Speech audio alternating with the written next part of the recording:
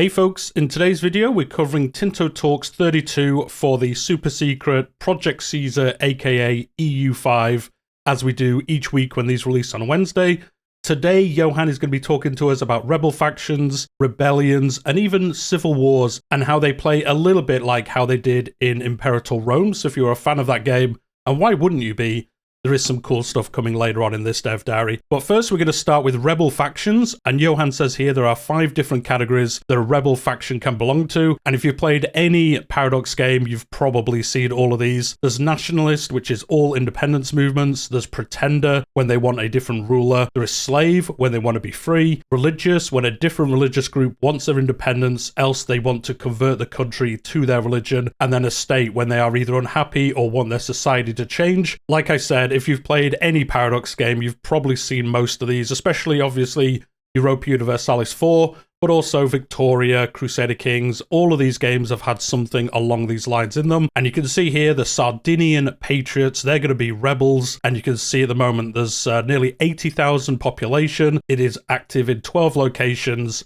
and nobody supports them yet. So, you know, not having much chance at the moment. But you never know. They might be able to build up their power and rebel in the future and try get some Sardinian independence movement going. And the next section of the dev diary is all around population and rebel factions and how you can actually prevent these from happening. He does start by saying go back and read Tinto Talks 17 or watch my video about it, about how population will have satisfaction and how you can make some changes to that. But he does say here the levels at which a population unit will join or leave a faction has some different factors, but the way to keep a pop from joining a rebel faction is to generally just make them happy in life. Again, pretty obvious there. If they're happy, they're not going to join a faction. Well, I say that, us Crusader Kings 3 players will know that isn't always the case, but it sounds like it may be in this game. And then next, he's got an example of this in Cagliari with the Sardinian peasants, which has recently been conquered by Aragon just before the start of the game when you actually get to play it. And you can see here a nice tooltip here showing the satisfaction rate, the base, their commoners, Sardinian view of Catalan, Aragonese tolerance of Catholicism, that's a pretty big modifier there as well. Prices, the lack of wine, friendly armies in province, temple, conquered, obviously a big one there, minus 50% because they've recently been conquered. If population satisfaction is below 18%, a population will join as a rebel, and it will become loyal again if satisfaction raises above 29.74%. So yes, you'll have to counter that conquered modifier, and he's going to go on to how you can do that in a second. But you can see all the other areas of the game that does affect this as well. And then carrying on with this example, sadly we cannot make the commoners estate more happy in Aragon, as they are already at 100% satisfaction, so the plus 25 bonus is the maximum we can get. Otherwise, to make the estates happy, you can always reduce taxes or grant them more privileges. So yes, you can only up something to a certain percent for just like overall satisfaction, and then you need to use other modifiers to get it above that requirement to stop them rebelling. One obvious solution here is to make them integrated, which would reduce the conquered penalty from 50 to 10%. That was talked about in a recent dev diary how that system works. However, this will take 25 years, which may not be quick enough to avoid an uprising. If we build a castle, that would add another 10% satisfaction, and we could also station an army here to keep the peasants in line. I'm not sure how building a castle would make them happier. Wouldn't they see the castle and think like, oh, you're imposing yourself honors? I get it, I suppose, that it like decreases the chance they'll rebel because there's a castle there and that kind of prevents them doing it, or it gives some of them second thought as to doing it. I guess just the wording there is just a little bit weird. But yeah, if you have a castle there, if you station an army, that's going to prevent them rebelling, or at least lower the chance of that happening. They currently lack access to wine and currently trade in the Muslim market. We could try and deny market access to Algeria, and they would be slightly happier as the wine would be easier to get from an Italian market. So yes, if they were able to get wine from being in a different market by the looks of it, that would remove that minus 10% modifier there, which is, you know, pretty decently sized. So that would be a pretty useful way of making them a little bit happier. All of this put together would make the satisfaction positive at least, but we need to get above that 29.74, which is not feasible right now, so we know what's going to happen. We're going to have some rebellions on our hands. So population joins rebels threshold from stability minus 3%, base value for a country plus 20%, and communalism plus 1% as well. So a stable country has a higher threshold for rebels to join, pretty much how it works in EU4, I believe, where obviously if you have higher stability, it makes everything, well, guess what?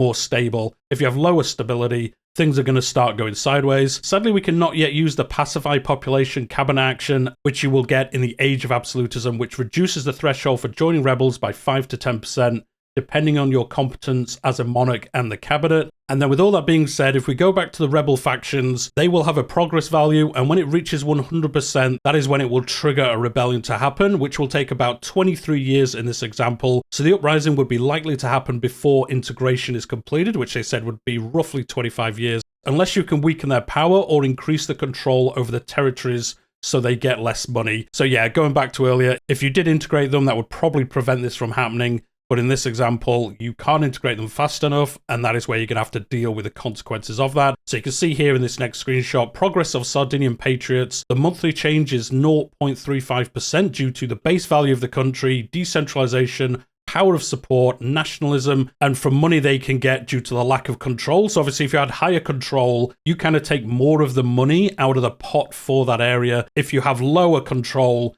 more of that money kind of stays in that area, so that can then fuel the rebels to become stronger and allow them to kind of get to that point where they can actually rebel against you. So you do want to get your control as high as possible. It isn't going to be super easy, especially early in the game. That is kind of a way to kind of starve them out, if you want to think of it that way. So what happens then when a rebel faction has progressed to 100%? Well, one of two things will happen. Either there will be a civil war or there will be a revolt, and he's going to talk about both of those in this dev diary. First, the rebel faction forms a new country with a relevant name and takes ownership of the locations where it has strong support, which is great. I really like this. They recently brought something like this into Crusader Kings 3, where if a faction rebels and they're actually successful, the kind of country they form is based on their culture or something like that. So you can get like the Sardinians as like a country almost, and that is the name that they're called. So it looks like we're going to get something like this. Again, in this example, you would get, I guess, Sardinians as a little realm in that area where they are trying to rebel. So that is pretty cool how that's going to work.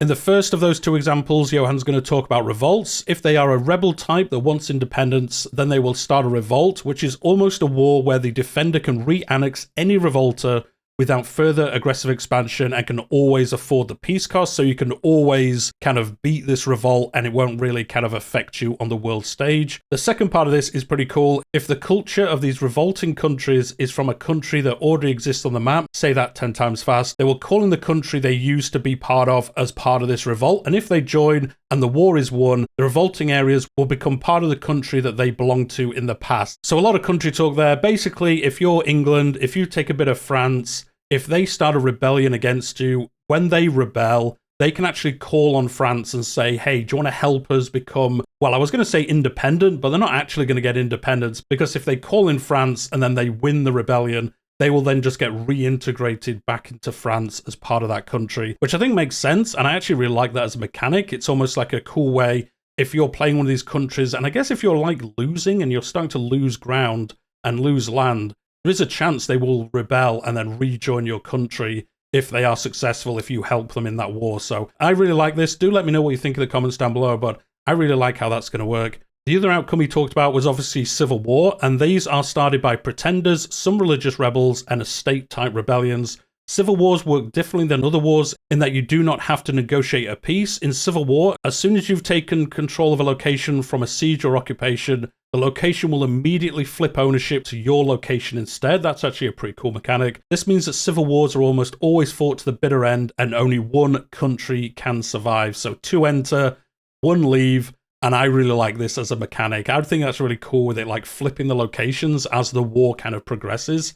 That's really, really cool. And then obviously, once you get to the end, you have the end of a civil war. As the system has a few similarities to the civil war system in Imperator Rome, as I talked about earlier, they have alleviated some of the concerns you might have from that system. In Project Caesar, there is no game over if you lose a civil war, but instead you will have the option to continue as the winning side. One thing to consider is that the winner will have different rulers, maybe a different religion, perhaps even a new government type, dramatic changes to societal values, reforms, and/or privileges. So you basically play as the people who beat you in the war, which I think, again, is a cool way to do it. Rather than the game just ending, you actually get to play on as those. I think that's really cool, especially as it mixes it up. As he says here, a lot of the kind of like foundation of your country will be vastly changed in some of these examples. And as he ends here, after all, if the peasants revolt and win, you will not get to keep your glorious full serfdom monarchy as it once was. So it will basically rebuild your country in the image of the people you lost the civil war to. And there's a nice image here. I love this picture. It looks really, really cool, like somewhere out on like the coast of Scotland or something like that. And that is because it is about the Scots. So the Scots Civil War is over. We have lost, but luckily for us, this is not the end, but merely an opportunity. And you can see here, from the ashes come new life. You can carry on as Scotland.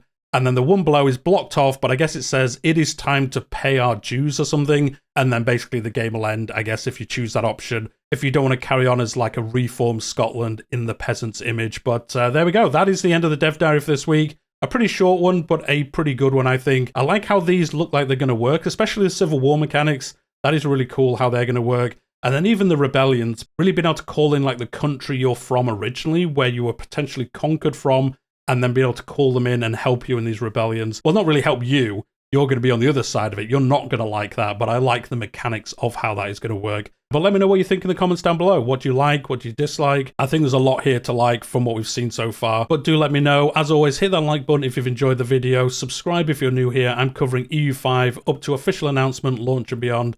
And I cover Crusader Kings 3 in a very similar manner. But we'll leave it there, and I'll see you in the next one.